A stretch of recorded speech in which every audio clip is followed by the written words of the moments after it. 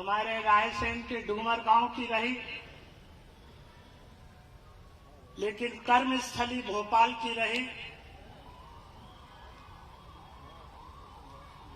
हम और वो साथ साथ राज्यसभा में रहे और मैंने अनुभव किया कि भोपाल के होते हुए उन्होंने हमेशा भोपाल की बेहतरी के लिए आवाज उठाई। जो मैंने कार्यशैली का जिक्र किया, इतने विशाल हृदय के रहे कि उन्होंने राजनीतिक सीमाओं से ऊपर उठकर सर्वजन हिताय सर्वजन सुखाय की नीति का पालन किया। संचालनकर्ता ने मुझे रक्षा राज्य मंत्री के रूप में बताया है। मुझे वो क्षण याद आ रहे हैं कि जब मैं भारत सरकार में रक्षा राज्य मंत्री के रूप में पहली बार भोपाल आया और हमारी स्वागत रैली निकल रही थी, तो मैंने शीश महल पर द्वार पर परम श्रद्धेय कैलाश सारंग जी को देखा। मैं उनके आशीर्वाद के लिए गया। उनका कहना था कि पहले तिलक कराओ, और उन्होंने श्रीमती सारंग को निर्देश दिया कि ये भोपाल के लिए गौरव की बात है कि भोपाल का बेटा रक्षा उत्पादन राज्य मंत्री बना है, उसे आशीर्वाद दो। ये परंपराएं रही हैं हमारे अपने शहर भोपाल में, जिसकी गंगा जमनी तहजीब है। मैं विस्तार से नहीं जाना चाहूंगा, लेकिन उनसे जब मिलते थे, उनका हंसता हुआ चेहरा आज हमने सोचा भी नहीं था कि उस हंसते हुए फोटो पर हमको पुष्प अर्पित करना पड़ेंगे इतने जल्दी। मैं लंबी चौड़ी बात नहीं कहना चाहता हूं। कुछ ऐसे यशस्वी नेता होते हैं जिनसे हमें प्रेरणा मिलती है। ऐसे ही प्रेरणादायक परम श्रद्धेय कैलाश सारंग जी रहे, जिन्होंने अथक परिश्रम करके कर्मठता के साथ सेवा भाव से काम करते हुए अपना स्थान बनाया, भोपाल का नाम रोशन किया। उनका देवलोक गमन हो गया। हमें लगता है कि उनके देवलोक गमन से हमारे प्रदेश के बहुआयामी व्यक्तित्व के धनी हमसे दूर हो गए हैं, और भोपाल का गौरव सपूत जो हर दिन मिजाज से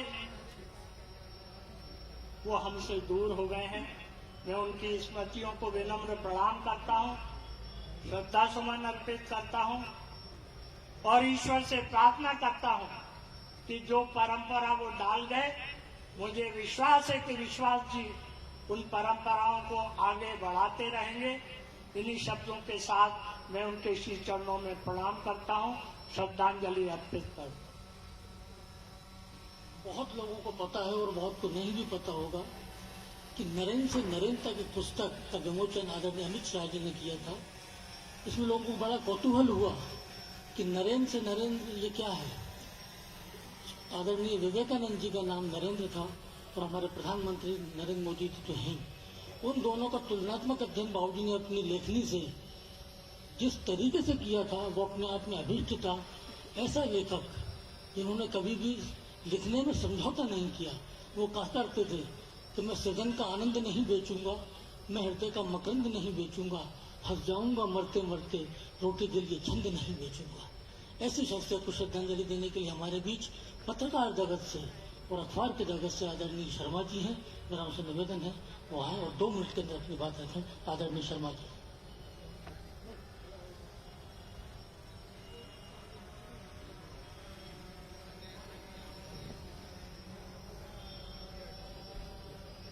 और क्षमा चाहता हूँ, 1 या 1.5 मिनट में अपनी बात पूरी करें।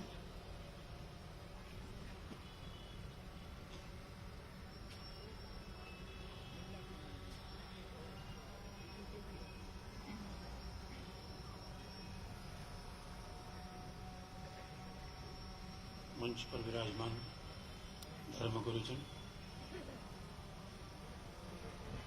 अन्य सम्माननीय अतिथिगण, सारंग परिवार के सभी सदस्य और यहाँ सारंग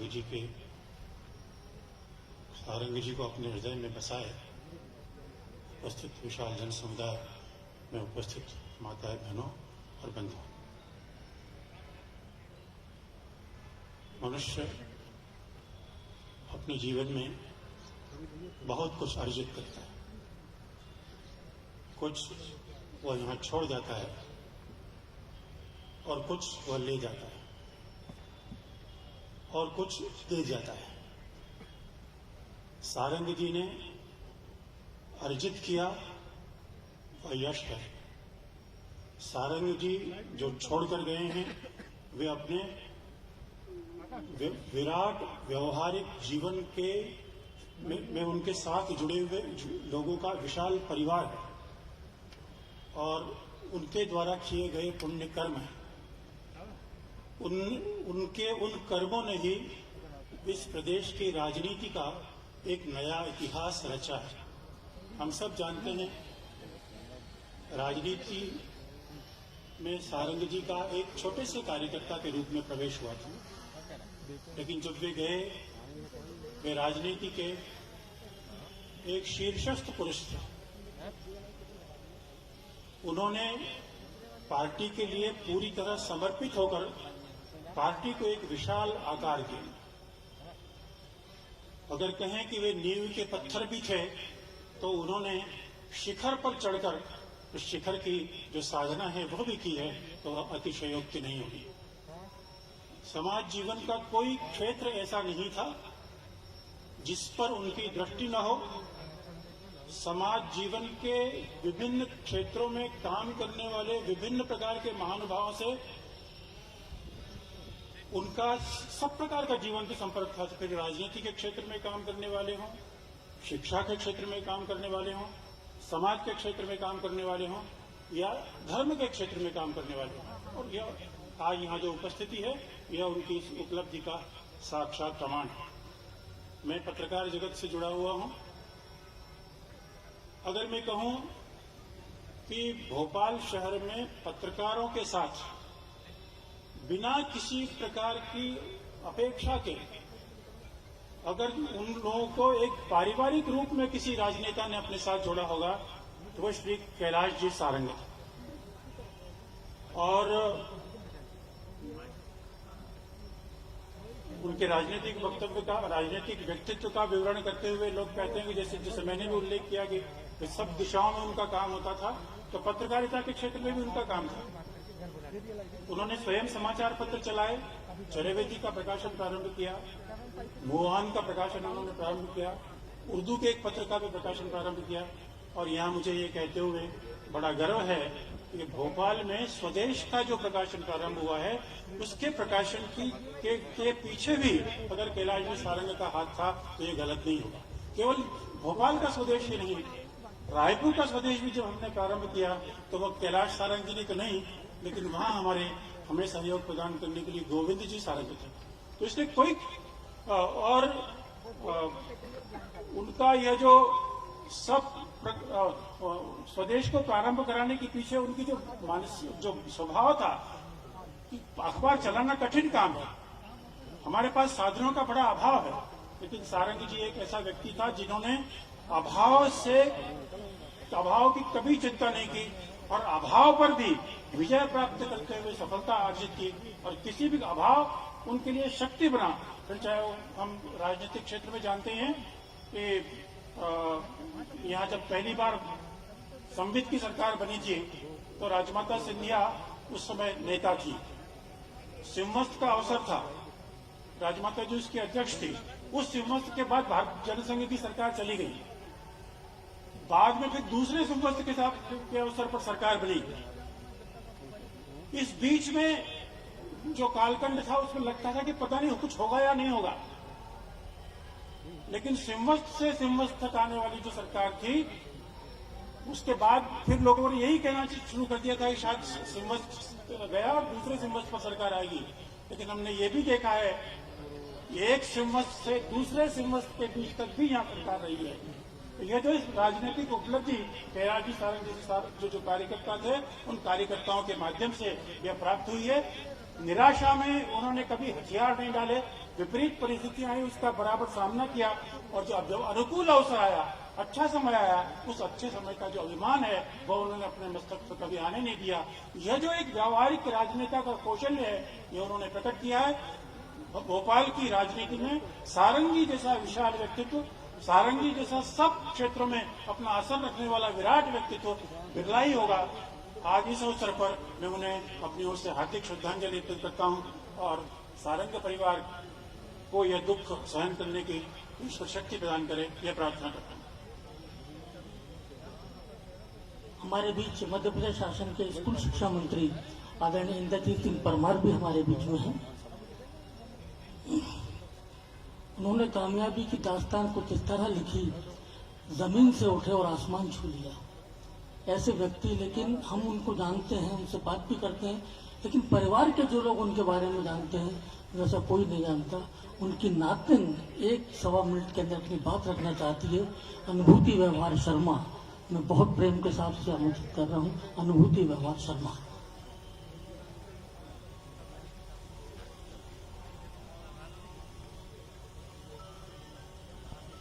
मेरे सभी आदरणीयों को मेरा प्रणाम।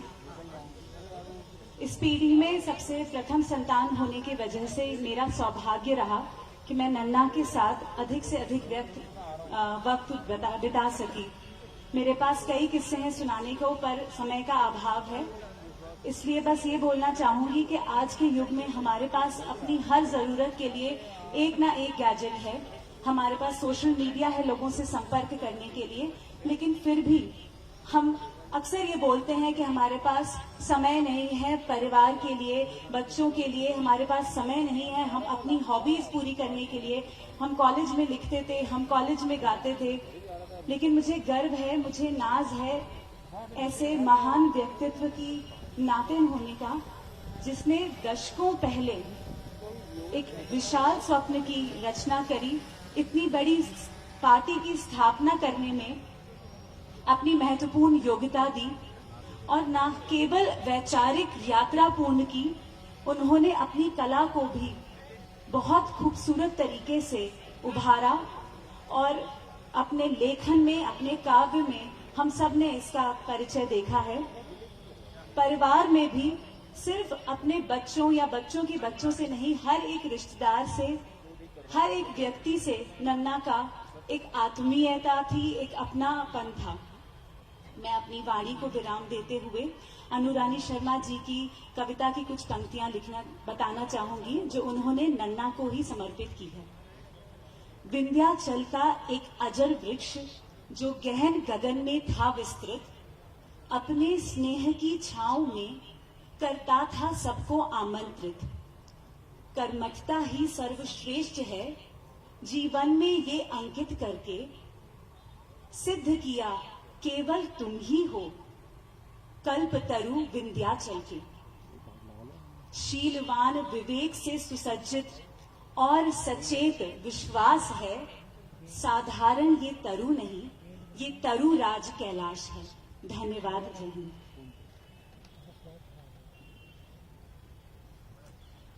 सदमा आम है वो हम सबके सिद्धे न रहे, बेजुबानों की जुबान दिल के सहारे न रहे, गुलशन अदब का चमन आरे न रहे, बताए दानिश बिनिश के सितारे न रहे।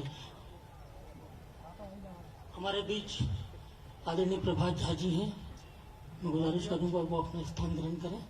हमारे बीच मध्य प्रदेश शासन के पूर्व मुख्यमंत्री, राज्यसभा सांसद और एक ऐसी शख्सियत जो पद पर रहे या न रहे, लेकिन जनता से जुड़ाव का कोई सानी नहीं है, परम श्रद्धेय दिग्विजय सिंह जी।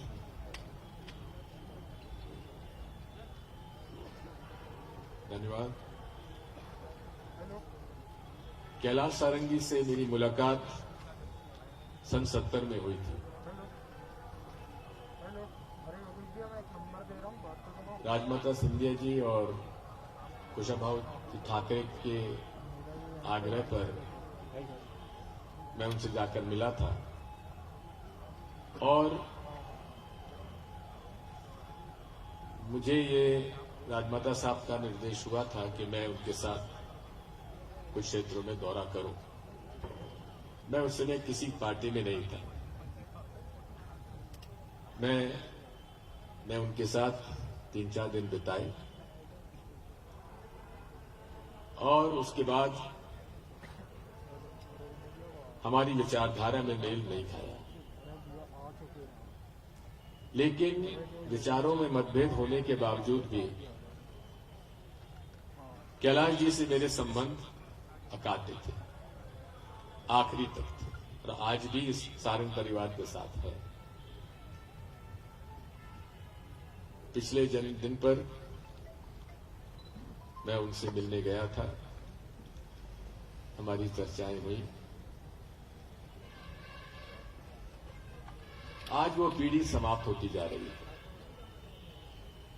जो निष्ठा, ईमानदारी, विचारधारा के प्रति प्रतिबद्धता राजनीति से गौण होती जा रही है। ये वो पीढ़ी थी जिसने कभी पद की लालसा नहीं की, जिसने कभी विचारधारा के साथ समझौता नहीं किया, जिसने कभी धन की तरफ न देखा, न कभी प्रोत्साहन किया। आज वो पीढ़ी हमारे बीच से जाती जा रही है। जो कुछ है वो आपके सामने है। मैं आज इस अवसर पर सारंग परिवार की पूरा अपना उन्हें संवेदना व्यक्त करता हूं। विवेक और विश्वास और तीनों हमारी बेटियों को, उनके परिवार को मैं अपनी ओर से सादर नमन और सादर श्रद्धांजलि कैलाश सारंग जी को करते हुए इस बात का विश्वास दिलाता हूं कि मत भिन्नता के बावजूद भी हमारे पारिवारिक संबंध बने रहेंगे। बाबूजी ने बच्चों को संस्कारों से पोषित किया, संवर्धित किया, संरक्षित किया, लेकिन ऐसा नहीं कि आंचल की छांव में छुपा के रखा हो। उनको दुनिया से वाबस्ता भी करवाया, दुनिया के दुख दर्दों से भी वाबस्ता करवाया और प्रतिकूल परिस्थितियों में कैसे जिया जाता है इसका भी शिक्षा और ज्ञान दिया। उनको श्रद्धांजलि देने के लिए यदि भी थोड़ा सा विलंब से आए हैं, लेकिन प्रभात झा जी हमारे बीच में हैं। मेरा बहुत आदर के साथ उनसे निवेदन है। आदरणीय प्रभात जी।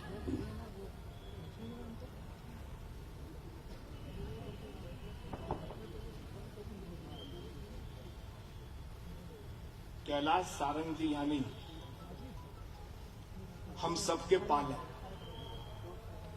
भोपाल यदि हम सन 1980 के बाद आते रहे तो सिर्फ इस भरोसे पर आते थे कि पीर गेट के सोमवारा पर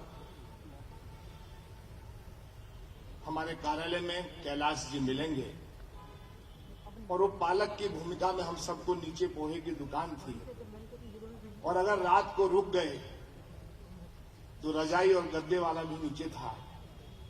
एक गद्दा एक रजाई लेकर हम लोग वहां रह लेते थे। मेरी उम्र के जितने भी कार्यकर्ता हैं, माननीय शिवराज जी हों, ऐसे जितने लोग भी हैं, उन सब के लिए वो गार्जियन ही थे। जैसा भी पूर्व मुख्यमंत्री जी दिग्विजय सिंह जी ने कहा, बहुदलीय संबंध परंतु एक दलीय विचारधारा के लिए निष्ठा और समर्पण से काम करने वाले व्यक्तित्व का नाम कैलाश सारंग जी था। योग्य पिता के योग पुत्र विवेक जी अपने क्षेत्र में हैं, विश्वास जी अपने क्षेत्र में काम कर रहे हैं और उनको सच्ची श्रद्धांजलि यही होगी कि भोपाल को अब सोनापन न लगे। विश्वास जी का नौजवानों से, युवा मोर्चा के नाते, संगठन के नाते सबसे पूरे प्रदेश में व्यापक परिचय है और वही भाव और सद्भावना लेकर जब काम करते हैं तो तो कैलाश जी के प्रति सच्ची श्रद्धांजलि वही हो। इस अवसर पर मैं उनको भी याद करना चाहूंगा, श्रद्धेय श्रीमती प्रसून वाजपेयी जो हम सबकी माता स्वरूप थी। इसलिए कि घर में कौन आ रहा है नहीं आ रहा कैलाश जी को पता हो या न पता हो, परंतु माता जी को पता रहता था और बिना भोजन कराए वो किसी को नहीं देती। कैलाश जी की विद्वता में एक लाइन में कहूंगा कि अंग्रेजी की पत्रिका थी हमारी पार्टी की मूव ऑन, उर्दू में था अयाज और हिंदी में था चरेवती, और तीनों को वो चरेवती के रूप में सदैव चलाते रहे।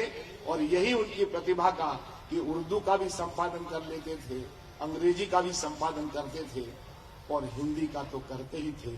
मैं इस अवसर पर उनके चरणों में विनम्र श्रद्धांजलि देते हुए मैं विश्वास दिलाता हूं कि हम सब तो पारिवारिक भाव से ही काम करते, लेकिन उनका एक गुण जो था वो गुण हम सब में विद्यमान है, हम सब के लिए हैं।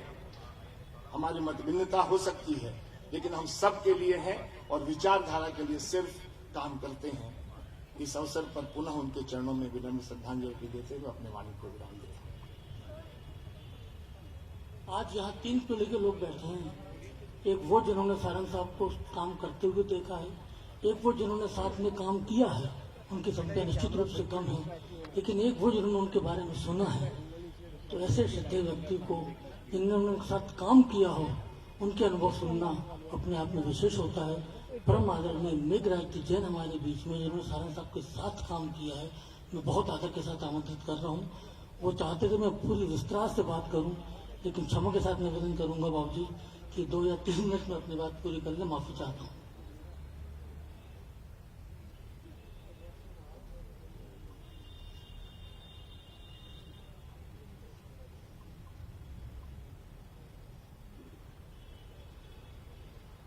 श्रद्धेय कैलाश जी सारंग, ये आज बोलना पड़ रहा है कैलाश जी सारंग, जीवन भर उनको भाई साहब ही बोला। तो आदरणीय भाई साहब, हम प्रारंभ में नया 72 में पार्टी कार्यालय में काम करने के लिए आया और उन्होंने एक एक बात सिखाई। गलती होती तो प्रेम से समझाते, अच्छा काम करते तो हंस करके मुस्कुरा करके और मुंह नीचा करके बोलते बदमाश। कार्यालय में काम करने वाले कम लोग थे, आर्थिक स्थिति कोई बहुत अच्छी नहीं थी। उनका आज जो 10 लोग 15 लोग काम करते हैं वो अकेले वो काम करते थे। पुराने कुछ लोग यहाँ पर होंगे जो जानते हैं कि जैसा अभी माननीय प्रभात जी ने कहा तो तीनों पत्रिकाओं का संपादन भी करते थे। प्रदेश भर से आए हुए कार्यकर्ताओं की समस्याओं को ध्यान में रख करके उसका कैसा निराकरण करना वो भी करते थे। संगठन की सूचना आती थी उसकी व्यवस्था लगाना वो भी करते थे। चुनाव में किसको कहाँ भेजना वक्ता के रूप में उसकी भी चिंता वो करते थे। और टेलीफोन ऐसा था जिसको लगाना पड़ता था, उंगलियां दुख जाती थी घुमा घुमा करके, बड़ी मुश्किल से बुक होता था।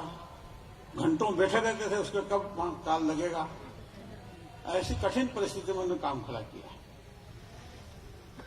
एक मैं युवा मोर्चा का काम शुरू किया तो एक पुरानी गाड़ी खरीद लाया डॉक्टर पांडे जी के पास से। मैंने कहा मुझे दे दो 16,000 रुपये। वो गाड़ी हमको दी उन्होंने, एम्बेसडर। भाई साहब ने कहा कि तो बहुत पेट्रोल खाएगी, तो 7,000 का मेटाडोर का डीजल इंजन लेकर उसमें लगवा दिया और उससे पूरे प्रदेश भर में घूमता था। खराब हो जाती थी, अरे बोले मैकेनिक के पैसे बहुत लगते, तो उन्होंने वर्कशॉप भी खोल दिया पार्टी का। और पार्टी की जो गाड़ियां थी धीरे धीरे धीरे धीरे सब वहीं सुधरने लगी, इंजन खुल जाता था, सब बन जाता था। यानी ऐसा काम उन्होंने किया। भाभी जी थी, वो हमारी चिंता करती थी कि विवेक, विश्वास, बेबी, पप्पी, रानी सब छोटे थे, घर में बच्चों के लिए भी कुछ बने तो उसमें से मुझे खाने को जरूर मिलता था। हम 2 कार्यकर्ता थे, मैं और हरिमोहन मोदी। दोनों को बुला लेती थी, तुम दोनों सबसे छोटे आ जाओ। तो ऐसा एक स्नेह का, और पूरे प्रदेश भर को, यानी मैं कहूंगा कि उन्होंने एक एक ईंट जोड़ करके और ढांचा खड़ा किया। माननीय ठाकरे जी ने उसमें प्राण फूके। तो ऐसा एक संगठन खड़ा हुआ। बहुत उनमें प्रतिभा थी, मैं कितना वर्णन करूं। उस दिन मुझे बता दें कि आप कुछ पुस्तिका में लिख दो। मैंने कहा सारंग जी के बारे में किताब लिख सकता हूँ, संक्षिप्त में 2 लाइन में कुछ लिख नहीं सकता। हमारे ललित जी खड़े हो गए हैं, मैं समय की मर्यादा जानता हूँ। मैं उनके चरणों में प्रणाम श्रद्धा सुमन अर्पित करते हुए अपनी बात को यहीं समाप्त करता हूँ। जय। 2 सूचना अब तक निवेदन कर रहा था कि जूम के ऊपर पूरे भारतवर्ष के अंदर कार्यकर्ता लोग और आम आदमी जिसको सकारात्मक सरोकार है वो जूम पर इसको देख रहा है। ये आपका सूचना था। छत्तीसगढ़ के पूर्व मुख्यमंत्री आदरणीय रमन सिंह जी का भी शोक पत्र आया है, लेकिन वक्त की सीमा है, मैं उसको पढ़ूंगा नहीं। अब तक सूचित था। गवई वैश्य समाज से पत्र बयान लगाने कितने पत्र आए हैं सिर्फ आपको सूचित कर रहा हूँ। वो जीवित थे तो सुनने को जी करता था, वो चले गए तो गुनने को जी करता है। वो सिमटे थे तो सहमी सहमी सांसें थी, वो बिखर गए तो चुनने को जी करता है। ऐसे व्यक्तित्व को श्रद्धांजलि देने के लिए हमारे बीच मध्य प्रदेश शासन के यशस्वी और एक ऐसे मुख्यमंत्री जिनको जनता मन से प्यार करती है, आदरणीय शिवराज सिंह जी से मेरा निवेदन है, कृपया पधारें।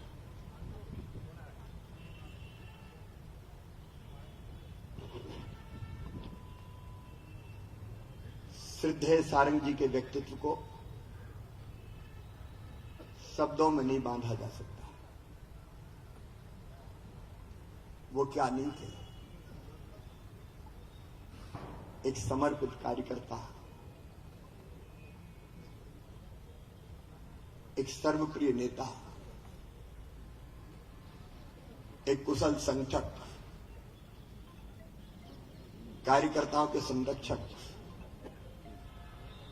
लेखक, चिंतक, पत्रकार, कवि,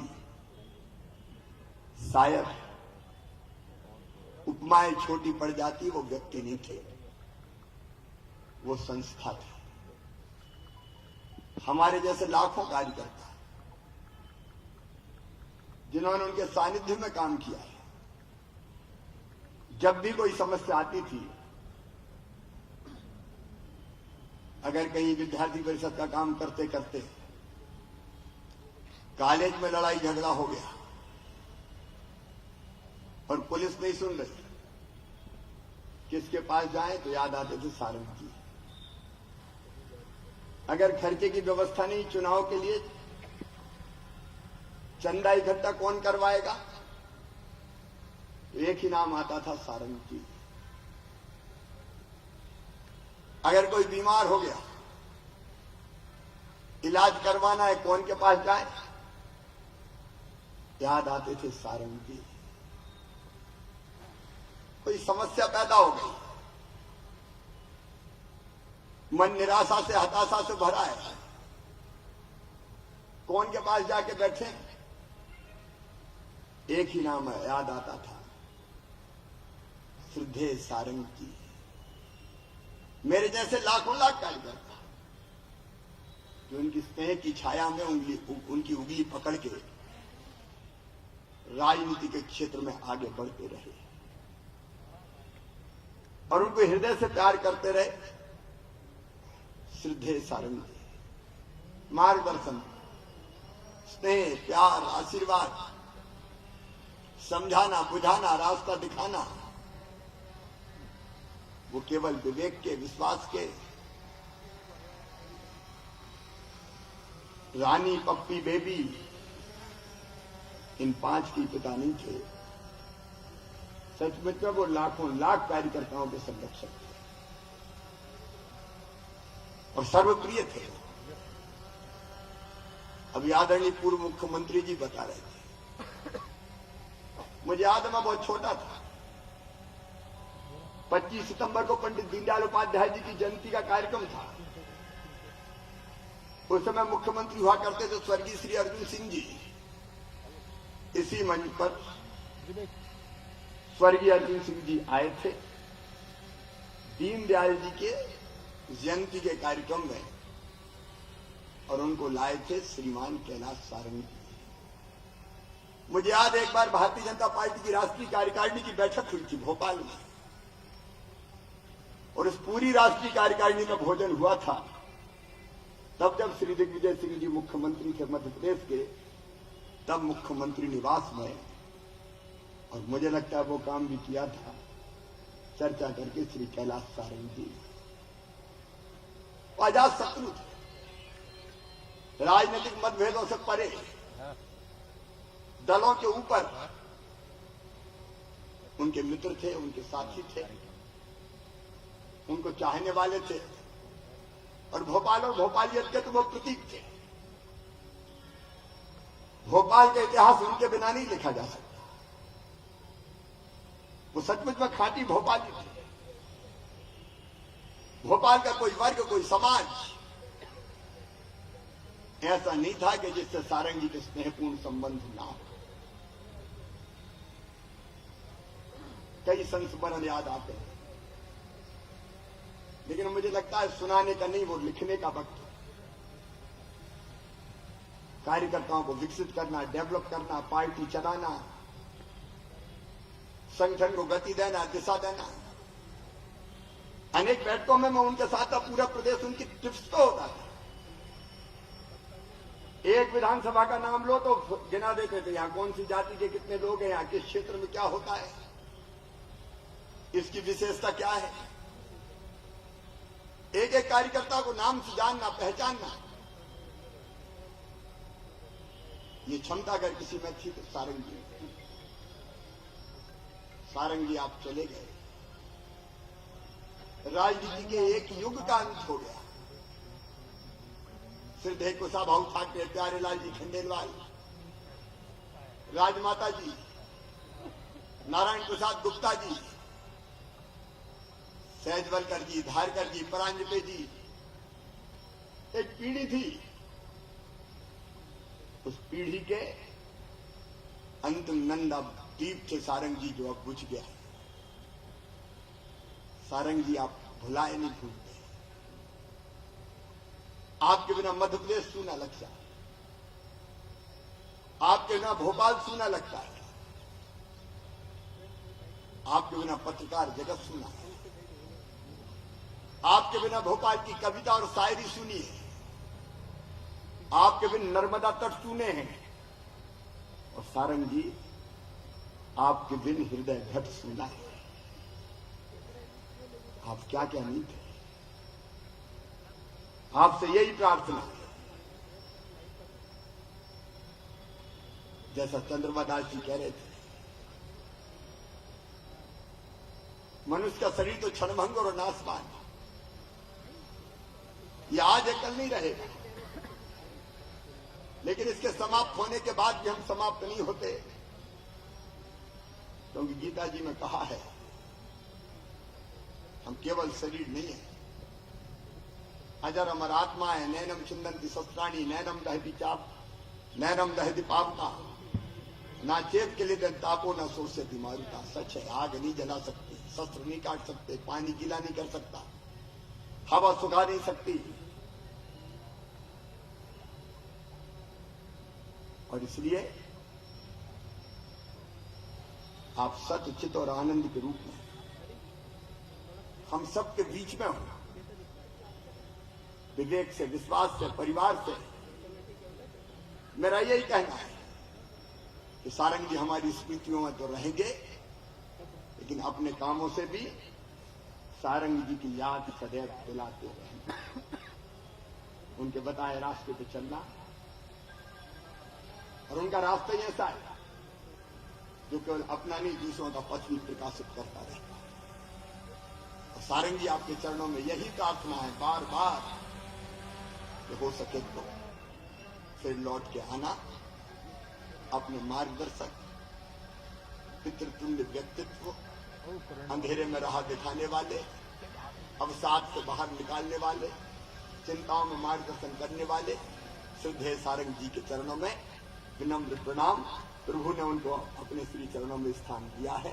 मैं एक बार फिर प्रदेश की 7.5 करोड़ जनता की ओर से उनके चरणों में प्रणाम करता हूँ। ओम शांति शांति ही शांति है। सारंग जी पुरखार रास्तों में से निकले और न जाने कितनों के जीवन में फूल खिला दिए। हमारे बीच आज सभी लोग हैं विराजित। तो भाई साहब 2 मिनट बस समापन पर है, 1-2 मिनट का इंतजार करें।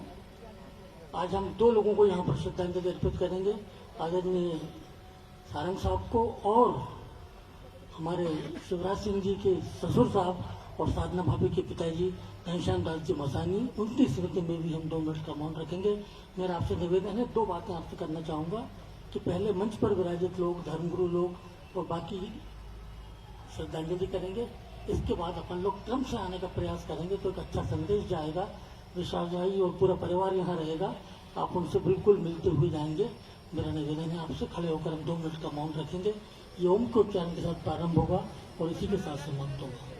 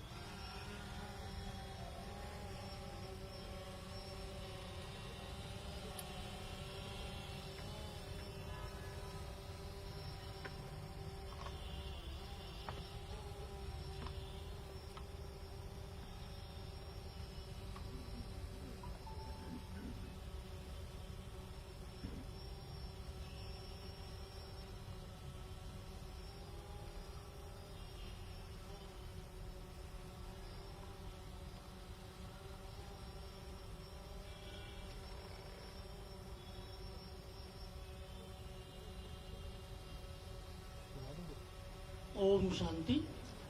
मध्य प्रदेश के पूर्व मुख्यमंत्री कमलनाथ जी का पत्र अभी प्राप्त हुआ, ये आपको सूचना दे रहा था मैं।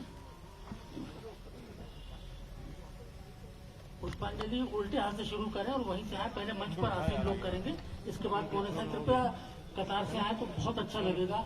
मेरा विनम्र निवेदन है आपसे।